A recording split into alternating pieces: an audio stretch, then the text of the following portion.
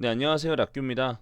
제가 서울은 잘 몰라도 강남이 좋다라는 건 알고 있습니다. 뭐 저 말고도 많은 사람들이 강남이 좋다라는 건 알고 있죠. 근데 오늘 경매 물건 중에 강남 개포동에 다세대 빌라가 나왔어요. 다세대 주택이. 토지 면적은 한 10평 정도 되고요. 건물 면적은 8.3평. 오히려 토지 면적이 더 넓죠. 사실 이 토지 때문에 저는 좀 매력이 있었고, 그리고 3억 8,400에 신건이라는 점. 근데 신건에 바로 들어가라는 얘기가 아니라요. 이거는 제가 가지고 있다가 유찰이 됐을 때 입찰 타이밍을 보고 입찰을 하시는 게 좋지 않을까 싶어서 오늘 한번 보려고 합니다.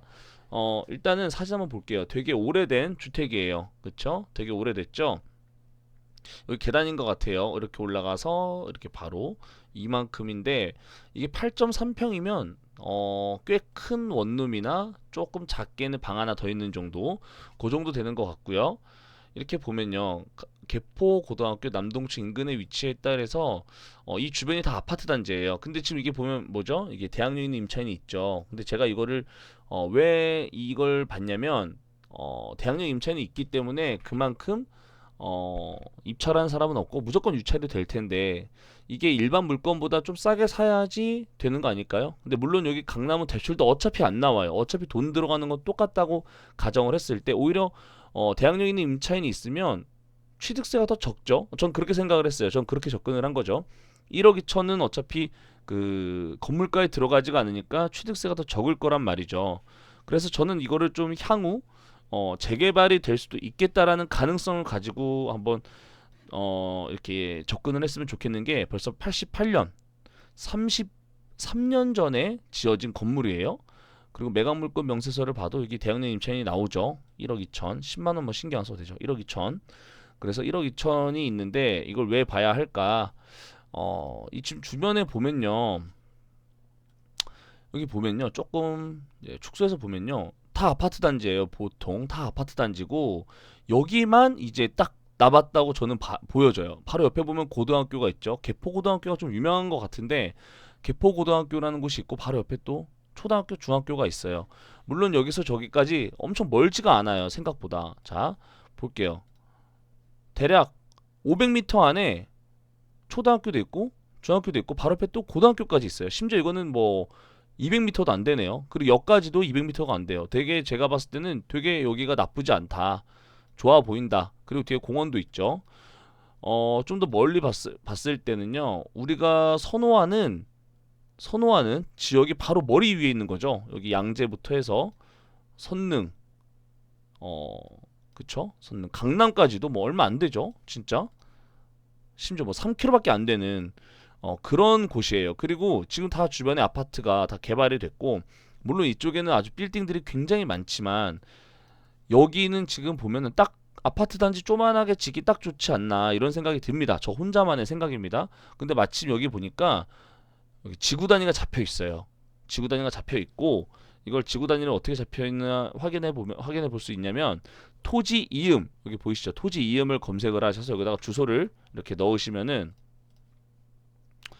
주소를 이렇게 이것도 하나 팁이에요. 이렇게 주소를 넣으셔서 밑에 주소 뜨죠? 열람 하면 이렇게 아래와 같이 뜹니다. 그럼 여기 개포 택지로 현재 계획이 잡혀 있는 거예요. 국토부에서.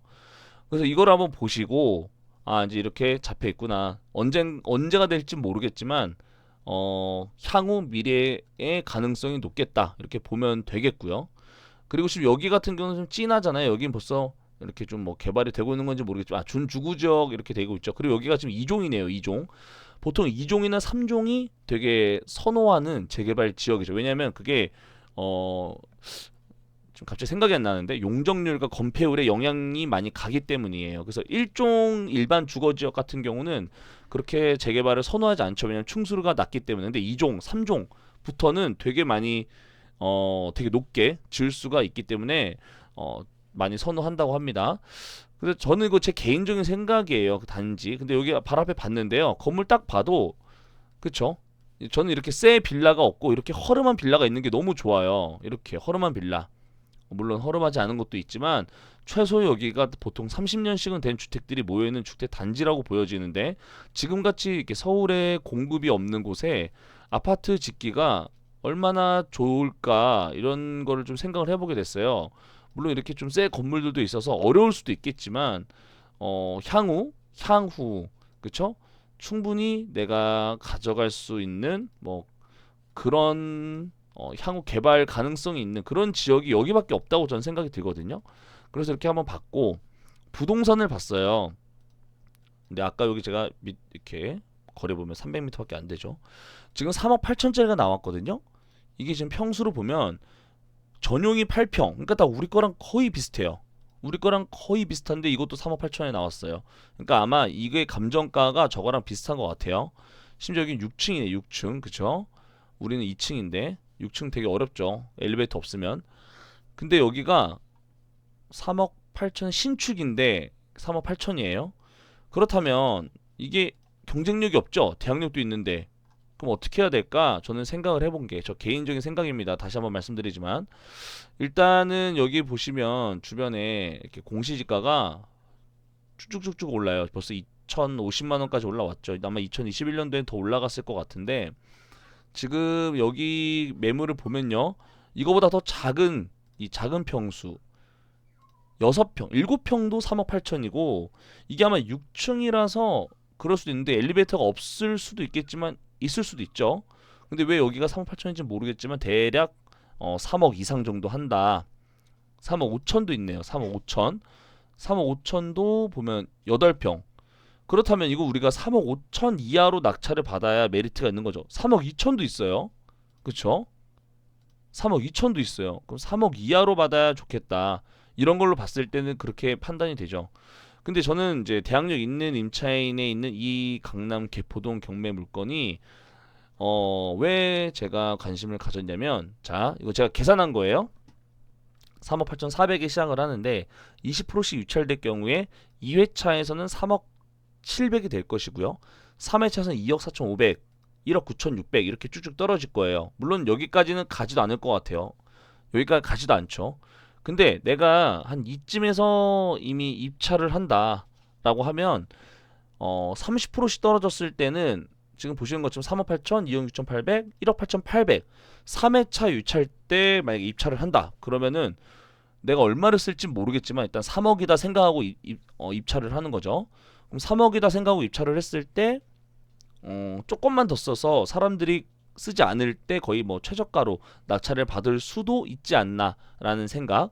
그리고 만약에 여기서도 유찰됐다. 내가 이 가격 마음에 안 들어. 그러면은 20%씩 다운이나 30%씩 다운될 때 이 금액이 마음에 안 드는 경우에 4회차일 때 이 금액이 실제 감정까지만 1억 2천을 인수했을 때는 그쵸? 이 금액으로 생각을 하고 써야겠죠. 그럼 이 금액 같은 경우는 이제 조금씩 메리트가 보이죠. 우리가 아까 3억 얼마죠? 3억 한 5천? 3억 2천짜리도 있었나요? 최저가로 봤을 때 3억 5천짜리도 있었죠. 3억 2천짜리도 있었잖아요. 그러면 우리가 최소 3억 이하로 본다면 지금 30%대는 좀 메리트가 있고 20%는 메리트가 별로 없을 수도 있어요. 그렇다면 한 번 더 5회차일 때 1억 5천, 9,200일 때 내가 쓰면은 이때부터는 무조건 메리트가 있겠죠. 5회차일 때부터는 좀 이렇게 보시면 입찰할 수 있는 금액을 내가 산정할 수가 있어요. 실제 감정가는 이걸로 5회 정도 유찰되면 이 금액이 나오겠지만 보증금 1억 2천 합쳤을 때는 이 금액이다 생각하고 입찰을 하시면 대항력이 있기 때문에 이때는 확실히 기회가 있다고 봐요. 3억 이하로 낙찰 받을 수 있는 가능성이 높다. 만약에 30%로 떨어지면 전 이때도 괜찮다고 봐요. 이때도 괜찮고 오히려 지금 이거랑 이쪽은 안 하는 게 낫죠. 이때는 안 하는 게 낫고 제가 봤을 때는 요 정도에서 하는 게 좋은데 요것도 최저가로 쓰면은 되게 좋을 것 같아요. 최저가. 그래서 30%라면 3회차 때, 4회차 때, 5회차 때, 20% 유찰이라면 5회차 때부터 한번 살펴보셨으면 좋겠고 제가 아까 말씀드렸던 것처럼 다시 내가 1억 2천을 만약에 전세를 놓는다. 그럼 다시 이렇게 좀 제 부담을 줄일 수 있겠죠. 어차피 대출은 안 나와요. 대출은 안 나오니까 초반 투입 자금에 우리가 최소한 취득세라도 아낄 수 있잖아요.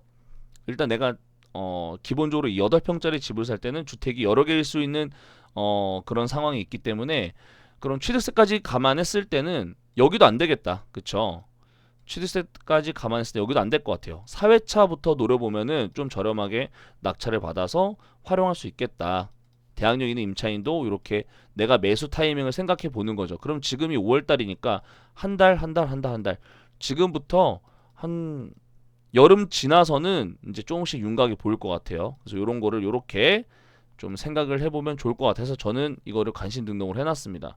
물론 제가 안 할 수도 있겠지만 하지 않을 수도 있겠지만 일반 매물보다는 좀 싸게 살려면 이런 방법을 좀 선택해야 되지 않을까라는 거. 그리고 지금 요번에 올렸지만 이제 내일이죠. 이렇게 두 개 상가 경매가 시작이 되고요. 이게 제가 나중에 리뷰하려고 했는데 그냥 이게 며칠 안 남아서 잠깐 말씀을 드리자면 지금 저기 부천에도 되게 좋은 상가가 나온 것 같아요. 부천에. 자, 부천가 한번 볼게요. 부천에 여기거든요. 이게 근데 이거는 오늘 좀 다 어려워요. 하나는 대학용인의 임차인이 있는 경우에 입찰 타이밍을 봤고요. 두 번째로는 경기도 부천 상동에 있는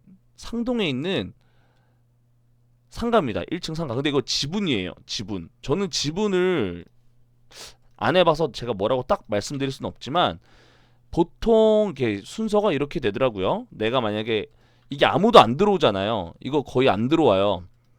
이게 만약에 이게 공유자 우선 매수가 들어가서 이쪽에 넘어가면 어쩔 수 없지만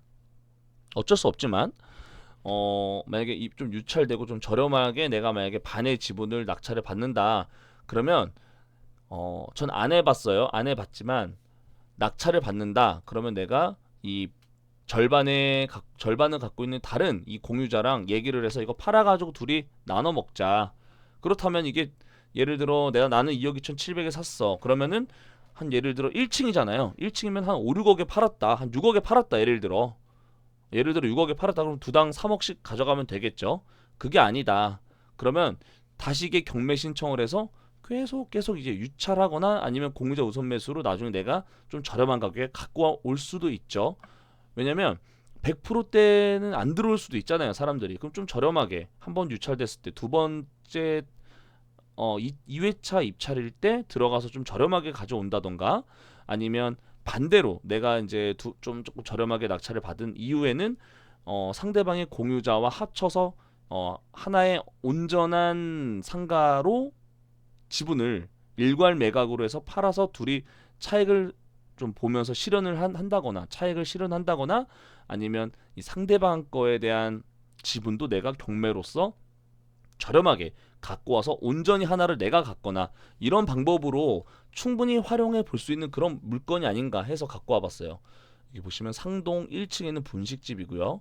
보통 1층 상가라고 하면 저는 좀 비싸게 보는 편인데 이게 초반에 들어가지 말고 조금 여유 있게 생각을 해서 들어가면 좋을 것 같아요. 한 번, 두 번 정도 유찰된 이후에. 왜냐면 여기 아파트 단지 앞에 이렇게 700세대, 500세대, 한 1200, 300세대 정도가 있고 지하철역도 가깝고 해서 여기가 조금 아무래도 먹자골목인 것 같아요. 전 부천에 안 가봐서 여기는 안 가봐서 잘 모르겠지만 딱 봐도 뭔가 공실이 없고 뭔가 좀 물론 직접 인장을 가봐야겠지만 나쁘지 않은 느낌? 그쵸? 여기인데 지금 여기 앞에 바로 지금 삼거리가 크게 있고 횡단보도가 있잖아요. 전 좋은 것 같아요. 여기 앞에 있는 이 분식집이 좋은 것 같아요. 그래서 그런 생각을 해봤습니다. 그래서 이게 이렇게 1층만 봐도 지금 주변에 이렇게 사진만 봤을 때는 이런 골목길보다 이런 대로변에 있는 게 낫죠. 그리고 심지어 이렇게 횡단보도가 있으면 유동인구가 그만큼 많겠다라는 거고 아파트에서 왔다 갔다 하는 이런 사람들이 충분히 이용할 수 있는 곳이다.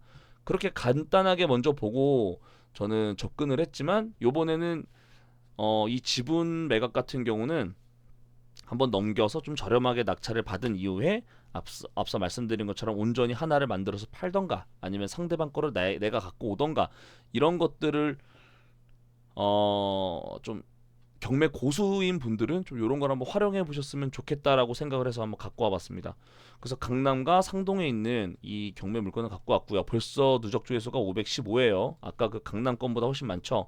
그만큼 충분히 신권에서도 낙찰 받을 수도 있을 확률이 있겠어요. 근데 천에 100만 원이면 별로 안 비싸네요. 생각보다 별로 안 비싼 것 같아요. 그쵸? 그럼 이게 두 개 합쳐서 거의 4, 5억 되는데 월세 100만 원이면 수익률이 그렇게 않아 보이지만 좀 저렴하게 낙찰을 받아서 이렇게 좀 뭐 제값에 판다면 충분히 수익을 실현시킬 수 있지 않을까.